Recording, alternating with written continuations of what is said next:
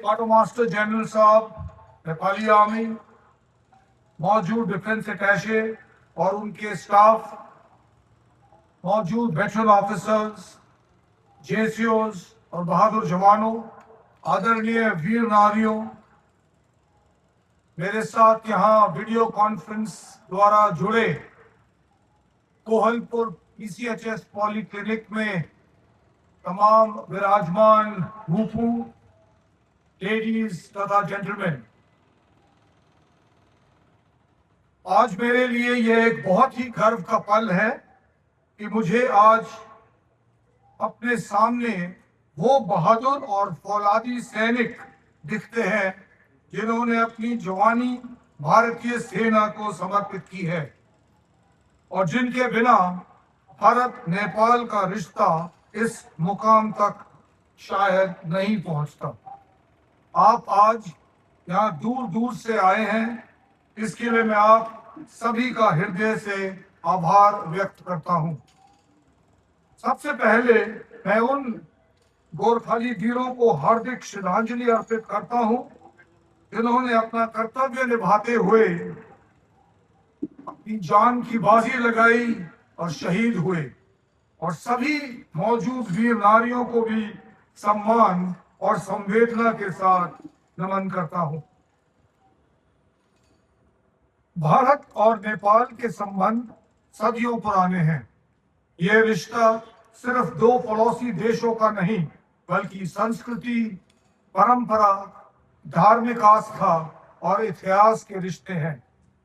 भगवान राम और माता सीता से जुड़े संबंध, पशुपतिनाथ और काशी जैसे पवित्र स्थलों की आस्था और ओपन बॉर्डर्स यानी खुले बॉर्डरों के माध्यम से लोगों के बीच के गहरे संपर्क ने इन दोनों देशों को हमेशा एक दूसरे के करीब रखा है।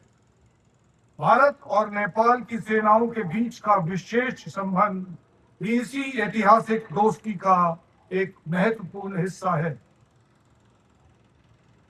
यदि मैं गोरखा सोल्जर की वैलर की कहानी की बात करूं, गोरखा वीरता और शौर्य की परंपरा सदैव पुरानी है। गोरखा वीरों ने अपनी बहादुरी, वफादारी और बलिदान से दुनिया भर में अपनी एक अलग पहचान बनाई है। भारतीय सेना के साथ गोरखा जवानों का संबंध भी एक गौरवमय इतिहास है, जहां उन्होंने हर युद्ध और हर चुनौती में अद्भुत साहस और कर्तव्य निष्ठा का प्रदर्शन किया है।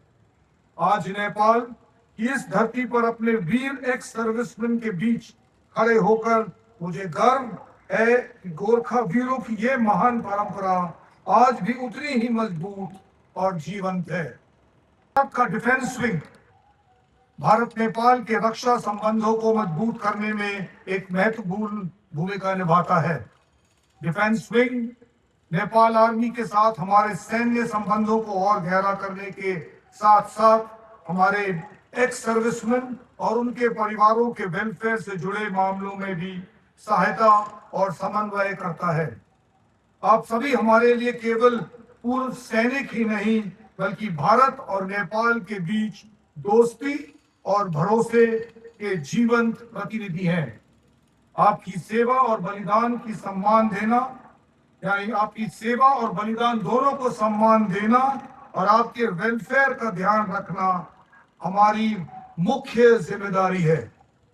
मुझे विश्वास है कि डिफेंस विंग और हमारी रेजिमेंटल संस्थाओं के निरंतर प्रयासों से ये संबंध और भी मजबूत होते रहेंगे। मैं आप सभी को विश्वास दिलाना चाहता हूं कि एक्स सर्विसमैन के वेलफेयर के लिए जो भी संभव होगा उसके लिए मैं पूरी कोशिश करूंगा। इक्विपमेंट उपलब्ध कराने का प्रयास किया जाएगा। मुझे पता है वहां काफी इक्विपमेंट की जरूरत है और हमने चाहे वो डीजी असम राइफल हो या भारतीय सेना डायरेक्टली इन पॉलीक्लिनिक्स को विस्तार से पूरे मॉडर्न मेडिकल इक्विपमेंट से इक्विप करने की कोशिश अभी से शुरू करेगी और मेरा मानना है आने वाले वर्ष में आप लोग सब इस इम्प्रूवमेंट को तमाम पॉलीक्लिनिक्स में पूरी तरीके से एक्सपीरियंस करोगे। सोनाली से गोरखपुर तक एक सर्विसमैन के लिए जो बस फैसिलिटी की आप लोगों की तरफ से रिक्वेस्ट और मांग है, उसके ऊपर भी विचार बड़े सीरियसली किया जा रहा है और इस बस फैसिलिटी को प्रदान करने का प्रयास रहेगा। और मेरा मानना है कि जल्दी से जल्दी आप सबको इस बस सुविधा के माध्यम से सीएसटी और अन्य सुविधाओं का आसानी से लाभ उठाने का मौका मिलेगा। अव्वल दर्जे की वहां पेश की जाएंगी। ये पॉलीक्लिनिक मैं आज भारतीय सेना की तरफ से नेपाल के सभी भूपू सैनिकों और उनके परिवारों को समर्पित करता हूं।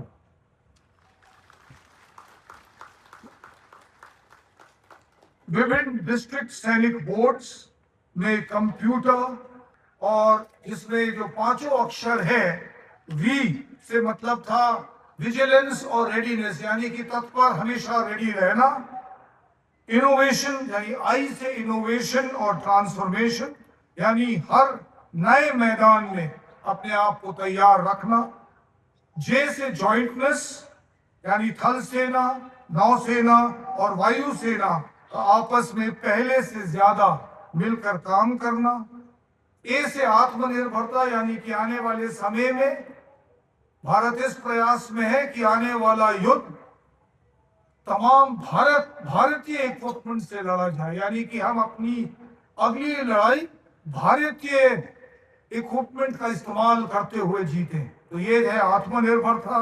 और मेरे लिए जो मुख्य अक्षर है, और ये सब आपके सामने आपको संबोधित करते हुए जो वाई है, उसको मैंने योद्धा का नाम दिया, क्योंकि मेरा मानना है कि जो सबसे जूनियर मोस्ट सोल्जर भारतीय सेना का है और यहाँ मेरे सामने बैठे सबसे वरिष्ठ भूपू, ये सब मेरी डिक्शनरी में योद्धा में शामिल होते हैं।